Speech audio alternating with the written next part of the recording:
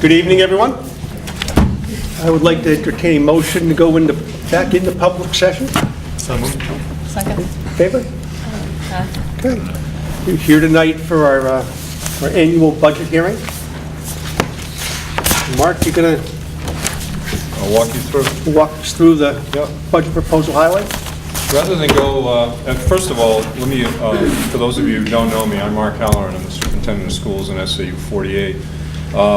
And generally, I stand up and we go over the budget, but for the sake of Channel 3 and all the folks watching, I have to stay close to this, so I apologize for not standing. But during question and answer, I'm sure I'll be up. So let me walk through the warrant articles first, just to give you an overview, and then we'll go into the highlight sheets. And a lot of you are pros that have been here a number of times, so we're not going to go line item by line item and explain pencils and paper. We're going to do the big stuff, so along with revenue, so you get a good idea of what's in this budget. The first article is a standard article that we have every year that basically asks the town to accept for the historical record all the information contained in the school section of the town report. There are a lot of reports in there from my office, the principal's office, the nurse, and it's really the history of the previous school year. And so we ask that the board, that the district accept that. The next article is the contingency fund, and by statute, we have to ask for a contingency fund. And folks may say, you know, what good's $1,000 going to do with a $7 million budget? It's not about the total amount of money that's in the contingency article. It's about having the ability to pay for something that doesn't have a line item. So if something comes up and there's no line item that we have at least $1 in it, then we really, by DRA standards, can't do that. So we put $1,000 in, and just in case something comes up. Now, the history of the contingency fund is we've never used it because this has been so routine. It all has line items, but that's the reason for a contingency fund. We budget pretty tightly. Some years I'd love to have a contingency fund, but for the sake of the tax rate, we just put $1,000 in to give ourselves a little flexibility. Warrant Article 3 is movable classroom petitions. The reason this is on a warrant article is we'd like to take some money out of our capital reserve fund to pay for this. When the building was built back in 1989-90, we opened in August or September of 90.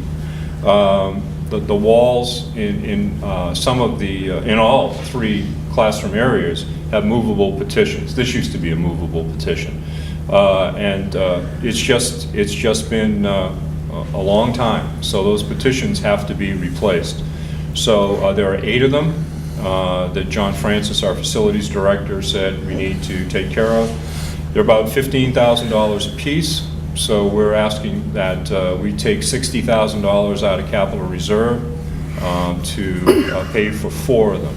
And those petitions would be replaced this summer. And it would be the 4 petitions that John feels need to go the quickest. So that's the rhyme and reason about which ones they would be. And that would have no effect on the tax rate. That would be $60,000 out, $60,000 in from the capital reserve fund. The after-school program. We make a $30,000 contribution to the Plymouth Town and Rec Department to fund the after-school program. It's housed here.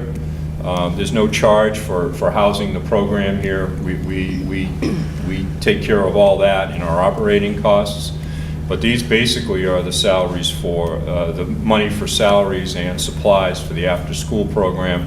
We send 2 checks, both $15,000 to Park and Rec Department through the town of Plymouth, and then Larry Gibson and Lisa Ash and the Park and Rec Commissioners oversee the program. When the board asked me to do something about the tax rate as best I could, the #1 priority for me as superintendent is to protect the regular school day and all of the programs that we have. And I know this program does an awful lot for families. It's critical, but I recommend it not being the operating budget, that it be put on a warrant article and let the community decide whether they wanted to fund our $30,000 share of it. So the upside is, if we have a vote and the warrant article passes, that $30,000 is in concrete for the after-school program. If the regular budget were to be cut, then all of those items in the regular budget would be fair game to cut. But the $30,000, if it passes, would be in cement. The $30,000 is going to support the afternoon program. Okay? Yes, Mr. Gould. Does Park and Rec recover that money in cost executing the programs? I've never seen the bottom line of the whole program, Mr. Gould, so I don't know if that's the whole program or 80% of it. I have never been privy to the bottom line of the program. Any other questions on that? The next warrant article is the operating budget, which is at $7,763,991. That's one giant warrant article. That's everything that we do here on a daily basis, from transportation to food service programs, all the co-curricular, everything that we do. So we've historically just voted on one article, and so that's what we've done this year. I will walk through some of the highlights of that. I'm just not going to say 7 million and see you tomorrow. We'll walk through some of the highlights. And then the final is, off we go. Okay? Any questions at all?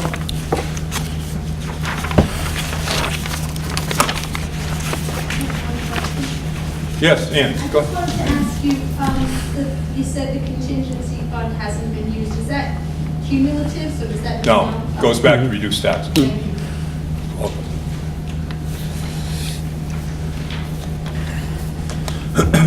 Let me go to green sheet.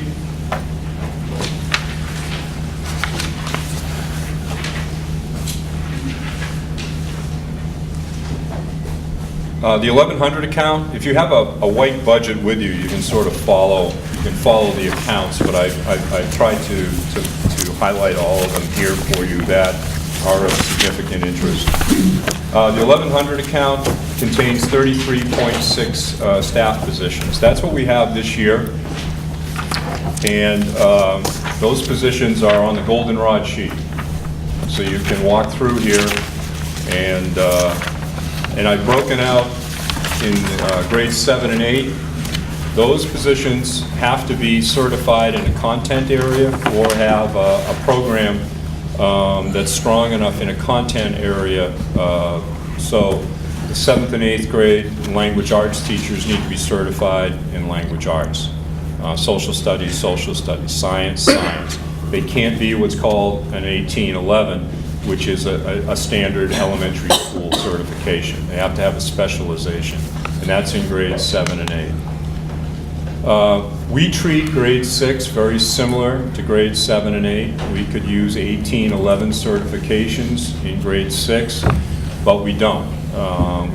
We look at the entire pod as a middle school, and quite frankly, I personally would rather have content teachers in those areas than 1811 for the 6th grade. So that's why those two grades are broken out. And then between K and 5, there are 17 positions. Now the board will work with the building administration in March and April to look at census numbers and decide if there are 3 sections of a grade or 2 sections of a grade.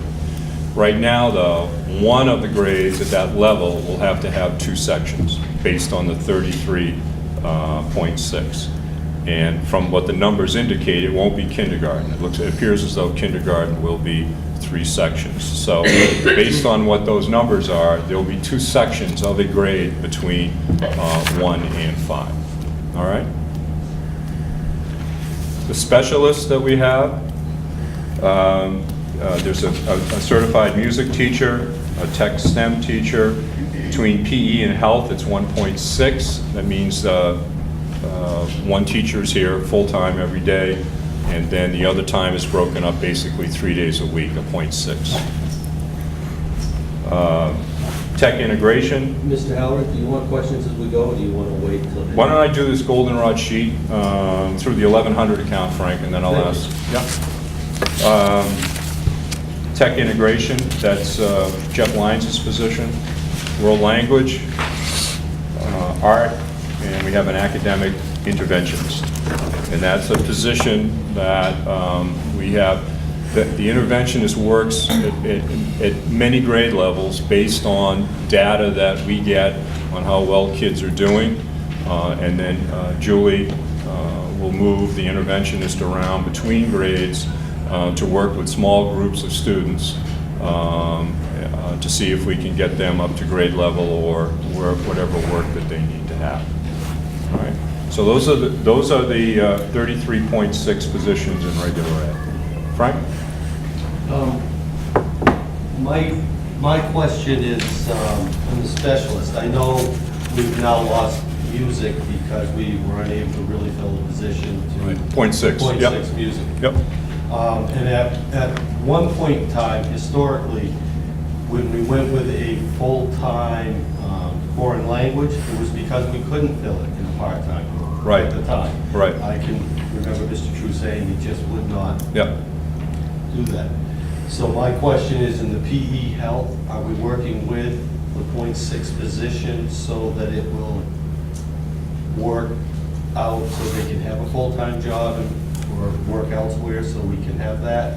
I know we did that at one time with Right. more than 0.6. Right, that's a good question. We used to, and we still do, at the high school, a partial teaching position, partial aid position. Or they move around between buildings. The 0.6 position is based on the number of sections of health and the number of sections of PE that we have. Originally, both positions were 2.0. Yes. And in the recession, that went back to 0.6. So it's the staffing level is minimal. It's exactly what we need. And we haven't talked about increasing it. And my understanding is, I haven't talked to the 0.6 person on it, but he was down at the university also. So I haven't had a So conversation. is that working well? I haven't heard that it isn't. So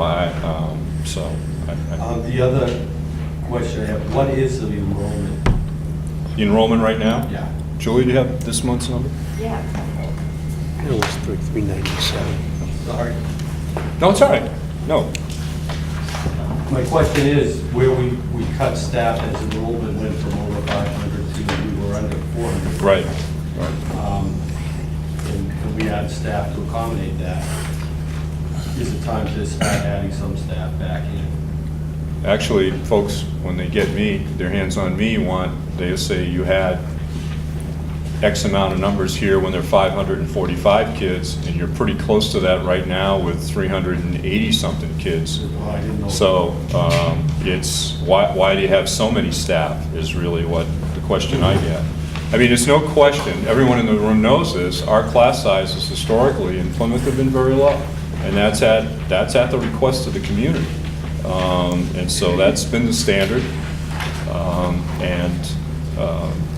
That there obviously was discussion this fall, and that was one of the items, was, you have pretty low class sizes. Why don't you lower the number of faculty members? Right now, the board's comfortable with this budget. If we go into that room and there's an uprising, and you know what happens, so then we would deal with it then. Yeah, there's no real savings in any bodies. Right, but I will say that the schools are a little different than when a lot of us went to school. They're a lot different, and the demands on teacher time The after-school program wasn't a thought 25 years ago. No. So it's a different place. So what we did in 1990 may not be appropriate for what we're doing in 2018. Those are good questions. Thanks. Mr. Hool? Two-part question. I think you answered the first part, but your school population is basically stabilized. It's from, I would say, 390 to 410. It dances in that area. And it fluctuates within vacations sometimes. So we'll get a number at Christmas, and then in February, some folks may move away. It's in relationship to a lot of the new housing that's here in Plymouth. Transitional housing, workforce housing. It reflects some of the changes in our demographics. So we could go up 20 or 30 kids or go down 20 and 30 kids within one school year, just within the year. Another part to that same question is special ed students. How's that population? It's relatively stable. It runs between 15 and 20%. Right now, I think we're a little over 15, 16%, somewhere in that area. SAU-wide, we're 18.8. That hasn't changed an awful lot. And the last part of this question is, what's the average per pupil classroom? Depends on the grade, but it would be in the teens. There's not one number for the whole school, but it would be in the teens. Some sections get as high as 20, 21, just depends. The regular classrooms being up in the 18 to 20 range? All of our kids are integrated, so everybody is in class. Some folks may go a certain area for a moment in time, but it's all integration. But I would say 18, 19, 20 is a fair number. Thank you. It's within state standard. State standards are less than 20 down low and less than 25. But quite frankly, Plymouth has always been very comfortable with that high teen number, to be honest with you. Any other questions on the 1100 account? 1200, this is just the staffing numbers off the goldenrod sheet. Special ed, we have a staff of 7. Preschool, 1.8. Guidance, 1. Speech pathology, 2. Library media services, 1. Technology director, 1. And principal's office, we have 2. So our total staffing for the entire building is 49.4. If you look at that green sheet, and I don't need to read this to you, we did a little adjusting, moving all the costs of preschool into the preschool account. Some of it was in special ed. The director is now, it's now an SAU-wide program, and the director's salary is being paid out of a federal grant, and the director now will be housed. It's actually one person. They oversee the preschool program and out-of-district placement. So we've linked those programs and got them under the umbrella of a federal grant. The 1212 account, special education aides, there are 21 paras in the building. That's based on IEP needs within what our students have, and also the programs that we run here in the school. There are specific paras that are assigned to programs to work with kids in that program, and then there are specific paras that are assigned to work with individual kids. So there are 21 positions. Some of the other highlights, athletics and co-curricular. We've reduced the numbers in athletics and co-curricular with the hope of, quite frankly, combining some sports. Our numbers are falling off in co-curricular, not so much in co-curricular, but in athletics, the numbers are falling off. So we're looking at combining. We're going to do an SAU-wide girls soccer team so that the girls actually play with themselves as a group rather than being attached to the boys team. So, and that will start up this fall, so that will lower costs, I think, in all of our SAU communities. Games will be played at the high school and soccer field, and And we'll rotate practice sites between Plymouth, Holderness, and Hampton. So we're pretty excited about that, and I think it's going to be a cost savings along with better competition for the girls and a better opportunity for us to have a feeder system into the varsity program at the high school, which at times has struggled. Preschool, we've just, as I said earlier, we've just coordinated and got all of those preschool costs in one account. And then if you take a look at, on the green sheet, our appropriation totals are down $426,381, which is a 5.3% decrease. Revenues. Revenues can be a real problem. I think some of you probably followed statewide on some of the shortfalls in adequacy and in other accounts in some other districts. We try and stay on top of and realistically budget revenues as best we can, because if you overshoot your revenue estimates, you're going to have trouble when you go to set your tax rate. You've got to make up the money somewhere. So our budget revenue estimates are always pretty solid. When you look at our revenues, we are projecting unreserved fund balance. Last year we used $48,891 to lower the tax rate. What the unreserved fund balance is money that's either left over from appropriations that we had that we didn't spend, or it's excess revenue. It's money on top of what we thought we were going to get that comes in. We gather those revenues and apply it to the next year's tax rate, and it lowers the rate for us. That's estimated at 0 right now. We always have excess revenues, so that in the long run, that will lower the budget estimate that you might see tonight. Could be 2 or 3 cents, but whatever it is, it'll be lower than what you see. Adequate education grant. I would be thrilled if this ends up being the real number. This is down $13,376. This is the area where over the last 5 years, the town of Plymouth has taken about a $400,000 hit. So when you say, you know, what's driving the tax rate, quite frankly, what's driving the tax rate right now is the loss of state revenue, inadequacy. Let me give you just a couple of examples, not to bore you, but a couple of examples of the tinkering that the legislature does with the adequacy formula. It used to be that if you had a free and reduced population of above 40%, then you got an extra X amount of dollars for not only those 40%, but also the other 60% in the school. That they just said, if you clear this mark, then you're going to get funded for everybody.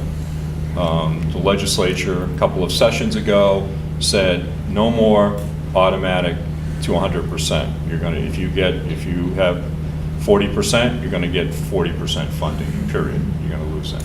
So there's some money gone. It used to be that if you had X amount of kids,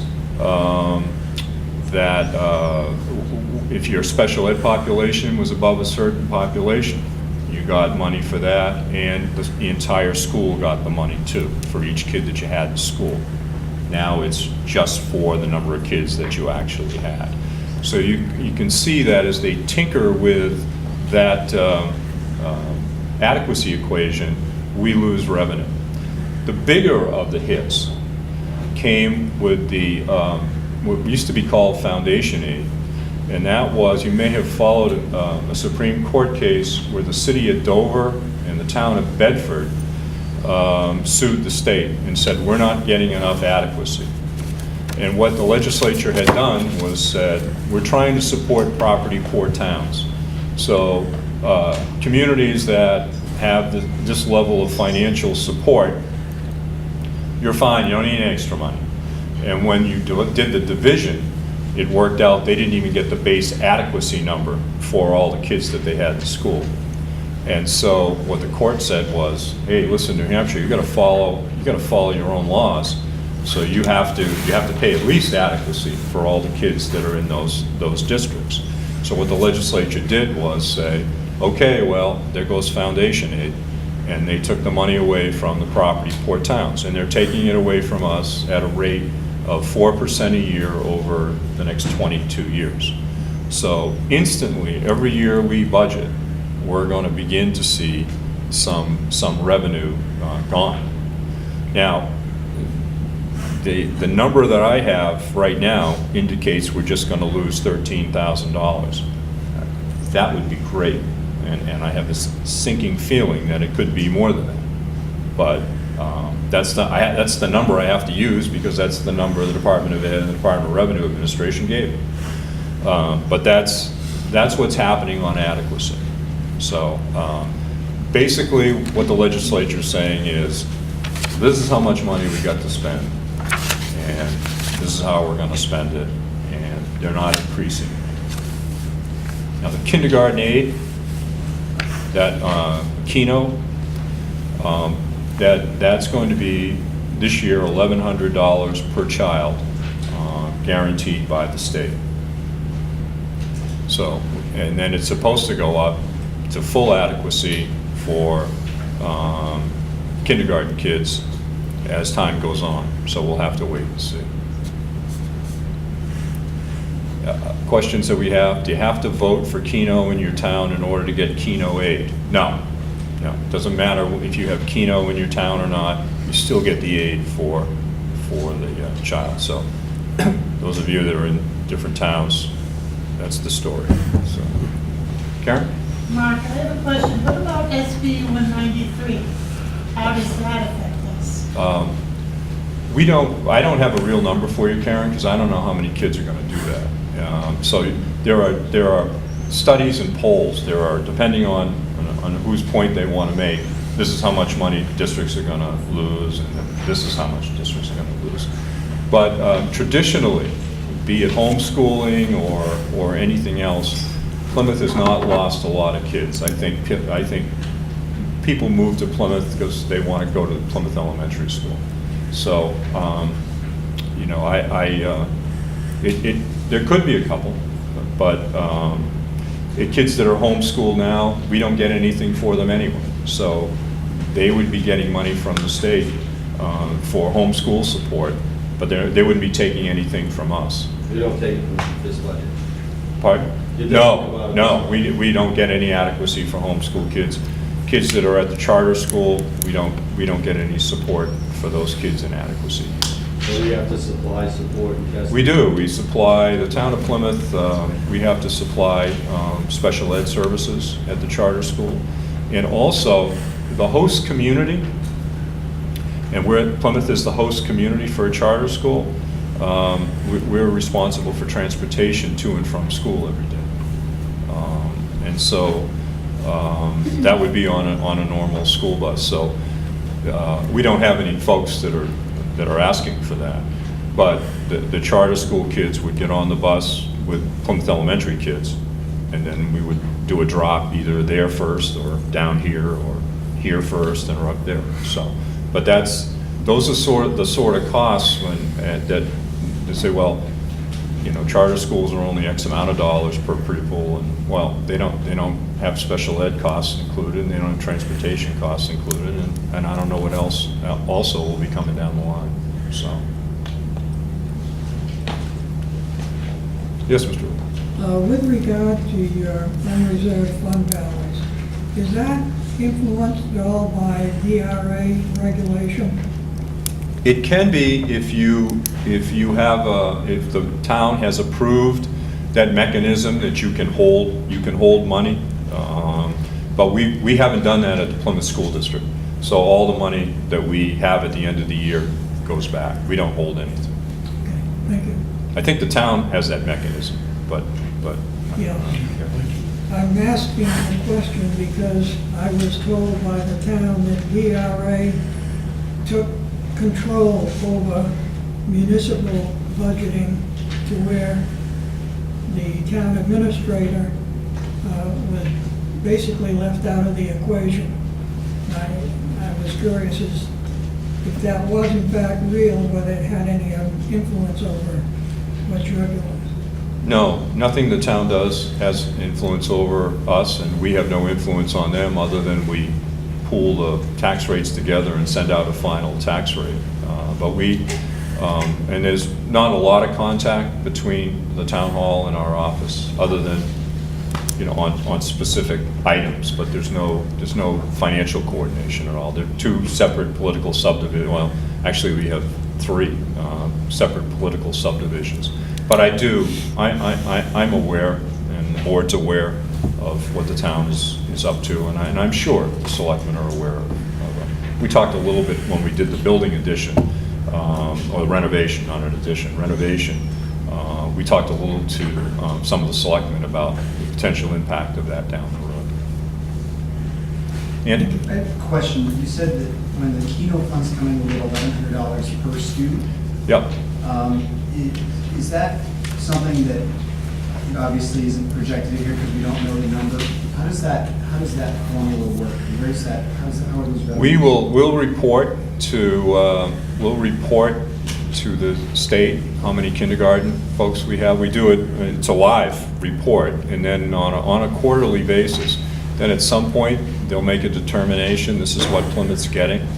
And when it comes back to us, if it hasn't been estimated, then it just helps lower the bottom line.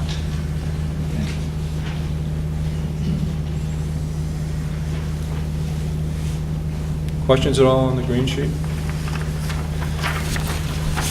The yellow sheet was capital improvement items. Let me just walk through that. Number one is the portable petitions that we talked about. We currently have in that capital reserve fund $62,053.29. So we're basically draining that account to do the first 4 petitions. So we really need to get these petitions. They're important to us. It's when we combine classes, we open them up, and when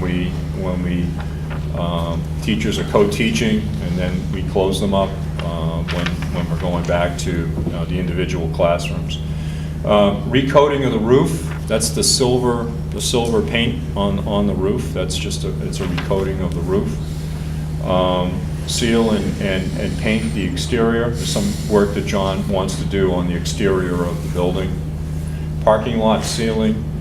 We do that in the operations side of the budget, but I call your attention to the parking lot. I think we've done a pretty good job for all the water that runs underneath the parking lot. It's like Venice down there. There's a lot of canal work, and when the building was first sited and put together, you know where we are. I mean, there's just water that feeds into this whole area. So there's a lot of work down there. It's done well. Occasionally, you've come in the summer times and we're rebuilding some of the manhole covers. We're building them back up because they can sink down. But we're doing most of that work in the operations budget. We try and stay on top of the parking lot because we certainly don't want to be in a position that our neighbors are with the parking lot next door. And that clearly at the high school parking lot, there wasn't any work underground, and that's really why we have the issues that we have now. We've all inherited those issues. Middle school recess area, there have been some gifts to the school to do some things down behind the school in the area where the middle school kids go every day. And so that was a number that John had for some work along with some of the gifts that are earmarked for that area. And then the greenhouse project, that's the number we have for the Gontars greenhouse project. That would be a total build out. That's the number for the total build out of the plans that are there right now. And Sarah and a lot of folks here in the school have done a really good job of that, and they know a lot more about that project than I do. But that was the number there. And again, as I said, these are not ranked in terms of importance or when we're going to get to them, other than we'd really like to start on those petitions this year. The pink sheet is for information. I know at this time, especially when tax bills come out, a lot of information floats around the town, and some is correct and some may not be. Last year, the school/state part of our tax bill was $16.54, and that was 55.9% of the tax bill.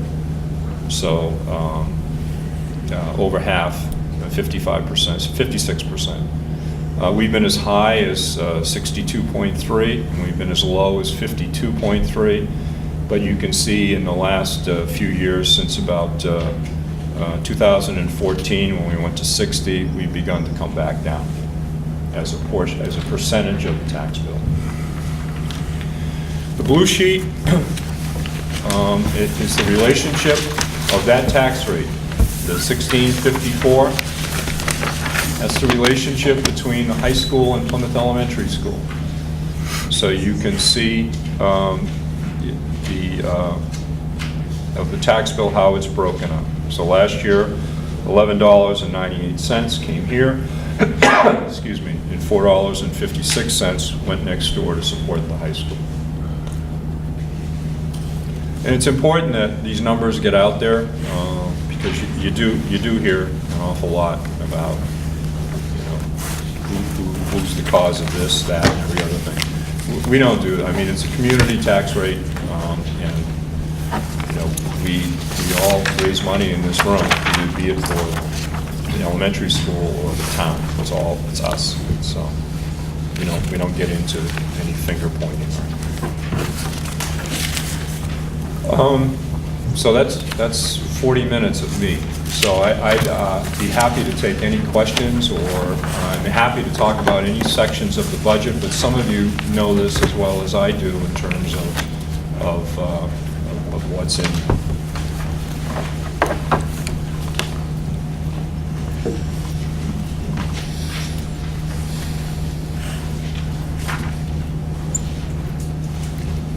Yes? What does it mean when it says food service difference included on the food sheet? That's just the totaling up. Food service pays for itself, and so when you see in the white sheet district funds, food service isn't involved in that. It sort of skews it. I could make it look low or high depending on how I wanted to play with that number in the food service. So I don't even deal with it. You just take it down, and here's the district fund. Here's where your tax dollars go.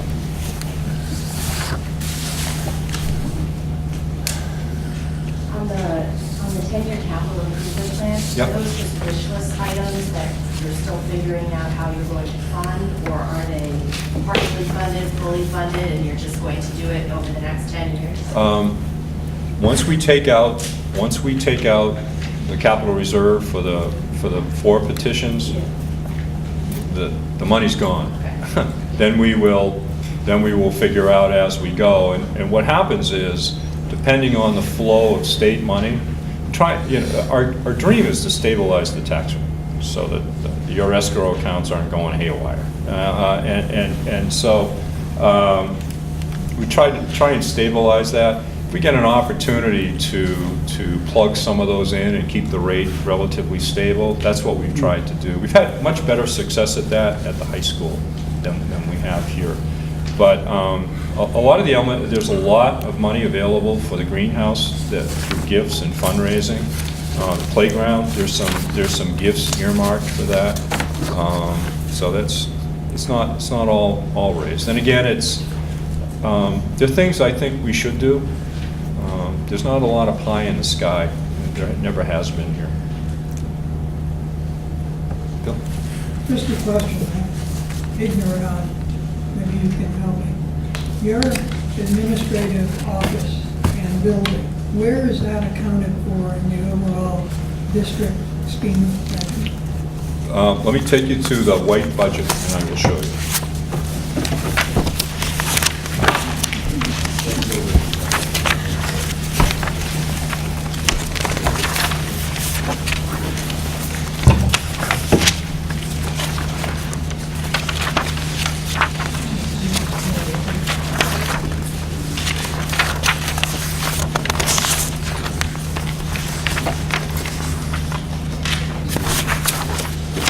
Turn to page 8 of the budget sheet. go to line, over on the far left-hand corner, line 284. I'll wait till everyone gets there.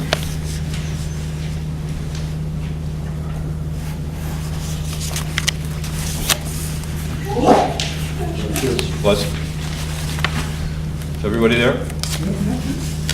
You can see the number to support the SAU office is $251,051, and that's down $6,400. This year's SAU budget is down $17,078, or 1.14%.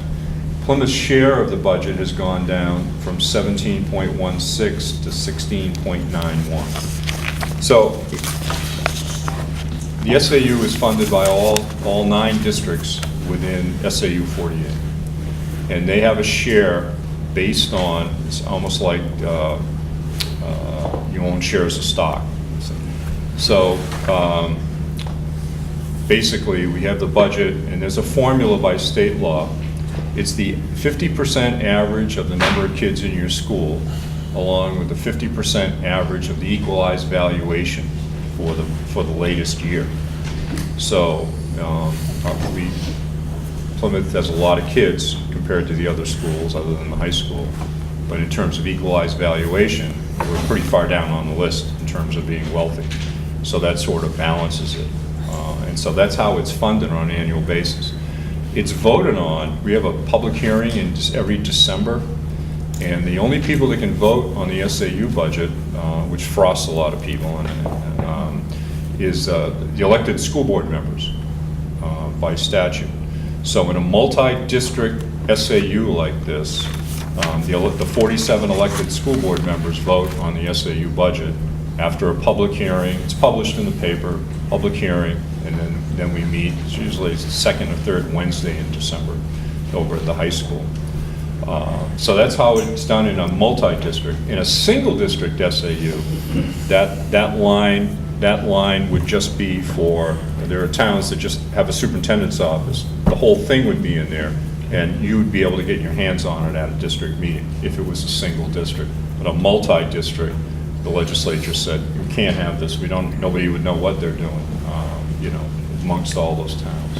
So that's how it's done. One person stood up and said, I ought to reconsider my salary. They looked at this line item and said, they thought that was my salary, $251,000. I said, no, it's not my salary. It's a contribution to everything that goes on in the SAU office. Yes? What was a $17,000 decrease in the SAU office for this year? We didn't fill a position. That we had a position and the person left, and we didn't fill that position. Also, we just did some cutting in some areas, so that all those cuts went out across the board. Also, when your percentage share goes down a little bit, that's a help. Sometimes we'll have the same budget as the previous year, but your share will go up, and people will go, I thought your budget was even. It was even, but your share, your number of stocks that you have in it has gone up. So that's basically why it went. 2 reasons. 1, we didn't fill a position. 2, our percentage share went down. Yes, sir. Hi, I came in a few minutes late.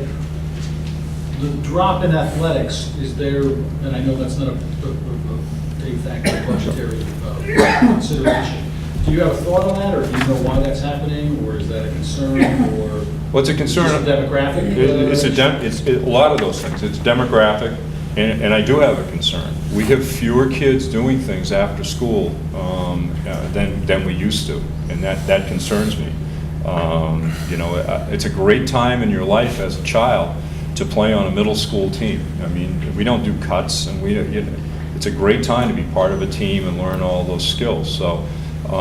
And we're seeing that at the high school also, that there are fewer kids coming out for athletics. But what we've tried to do is introduce some of the newer sports the kids seem to have an interest in. So I know skiing, we historically never had at the middle school level. Now it's a booming sport. Track, we historically never had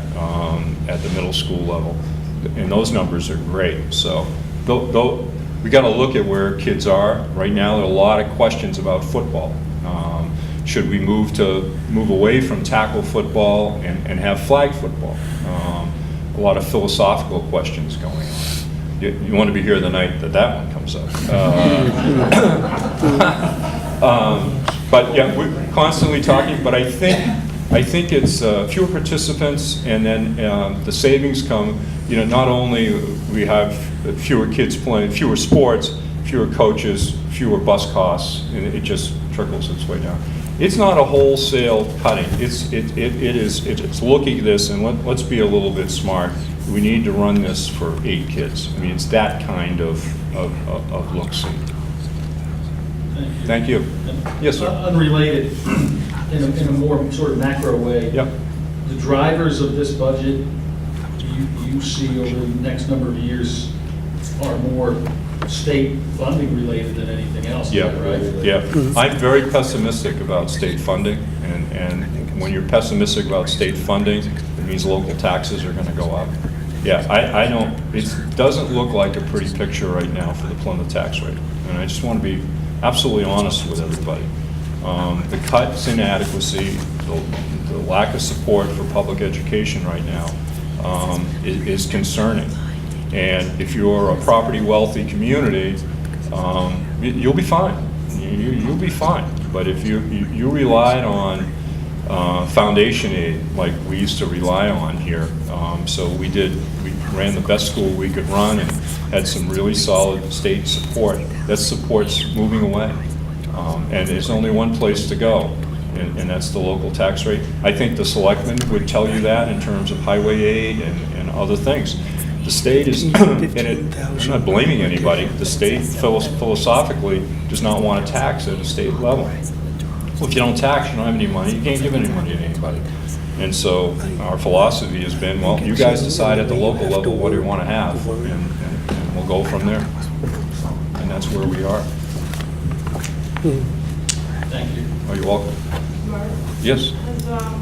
has the board ever considered maybe redirecting some of those funds that are being unsuccessfully used, previously in the co-curricular activities, and maybe a wellness committee or something that could sort of drive, these kids into, doing some of these after-school activities? Or I know that other schools have adopted wellness approach. Yeah. Julie, you want to talk to that? Sure. We have a really strong wellness committee at Plymouth Elementary School. We meet every month, and it includes students and faculty, as well as a board member and community members. So we are definitely looking at exactly these, like getting students involved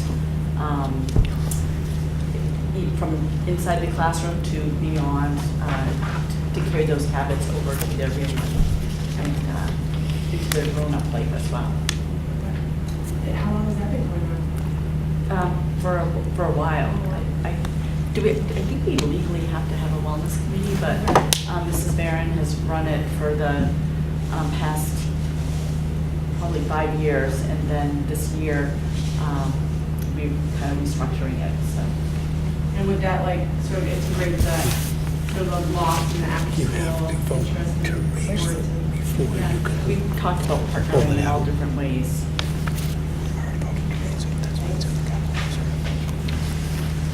Let me take you to the revenue page on the back of your budget, so I can just show you the bottom line and so what you're sort of looking at.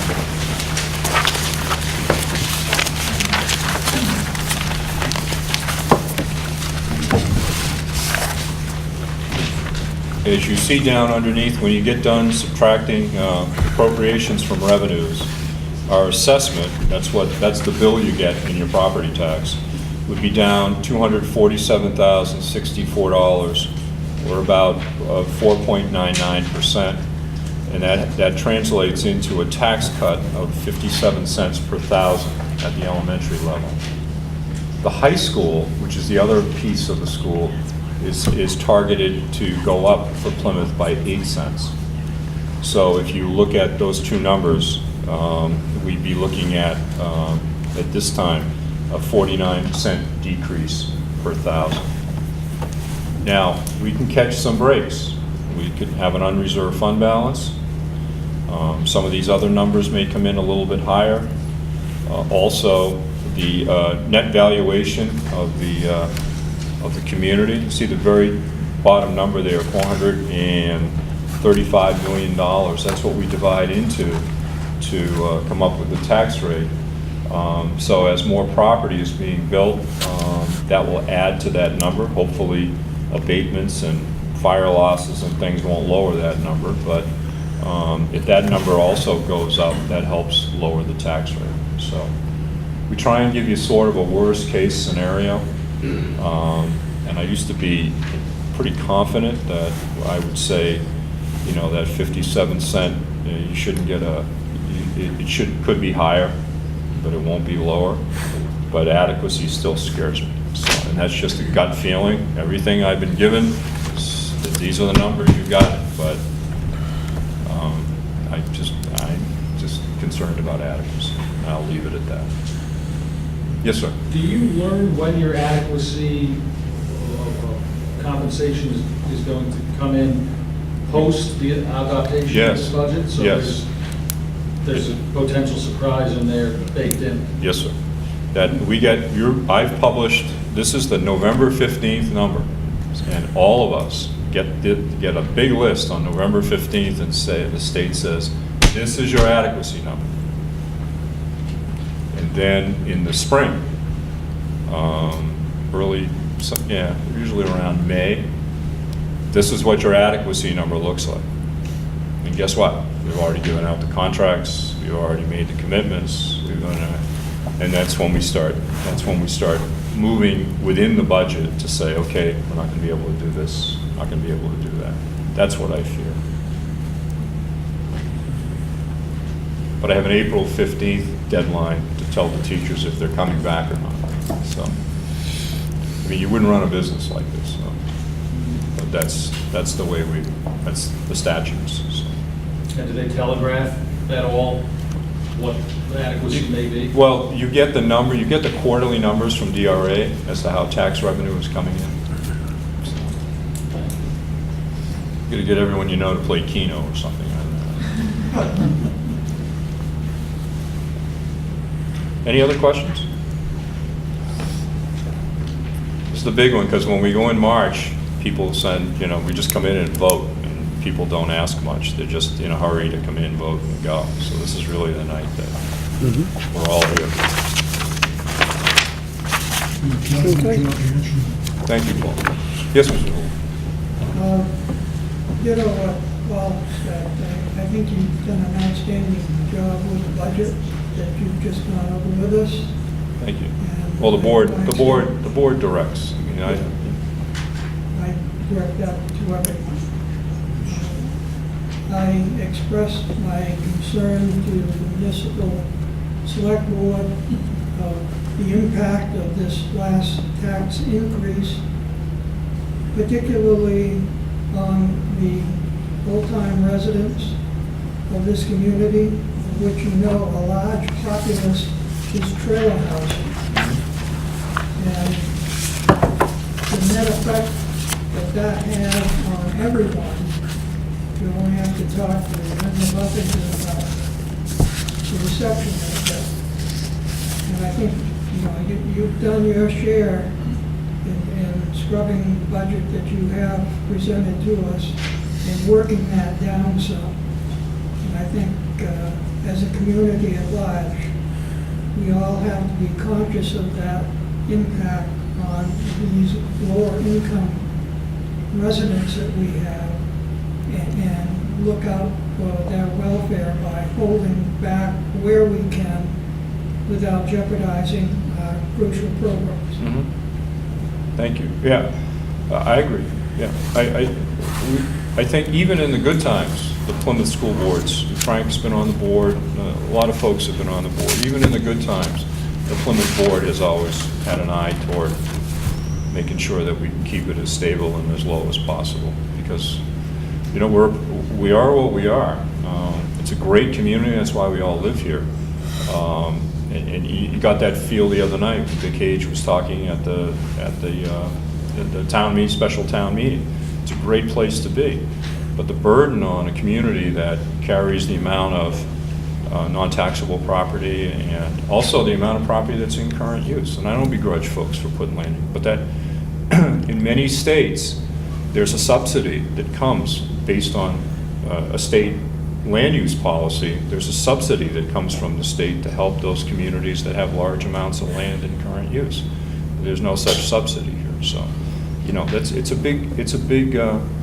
big nut for what. How many people live here, Bill? You know those stats better than I do. Really, full-time residents that are 7. Just over 3,000. Yeah. We get a pretty big number for 3,000 people. But the other part of it is, Mark, not a lot of people know this. 50% of the property in this town is off the tax rolls. Yeah. It was when I first came here 30-some years ago. Yep. 38%, something like that. Yep. So that's been a significant increase in nonprofits that have come to our town and Yep. created a burden for us. Yep. It's nice that everybody likes the nonprofits for the services they provide, but we can't tax Campton and Thornton and all these other towns, Yep. For having them in our community. It just Yep. don't work that. Yeah, Plymouth is just a host, just from where we sit in our historical significance in the region. Plymouth's a host town. Mr. Chairman, I think we're all set. You ready? Well, I will entertain a motion to approve the warrant as stated. Second, all in favor? Aye. Opposed? Right. Can you do these Yes, and we nominations? need the slate of Yeah. co-curricular Yeah. nominations. This is, we went into non-public to discuss personnel, and we're coming out now with the results of that, and it has to be moved in public session, so it's only going to take about 30 seconds. But I'd ask the board to accept the resignation of Roxanne Galacchia, effective immediately. So moved. In favor? And I would ask that the board approve these nominations for co-curricular. Ellen Hand, Theater Director. Jacob Stevens, Assistant Theater Director. Jennifer Dale, Assistant Theater Director. Ann Doyle, Assistant Theater Director.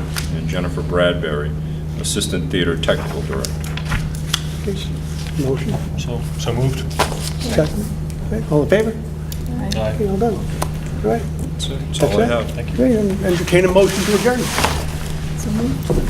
Second. Okay. Done. Quick and easy.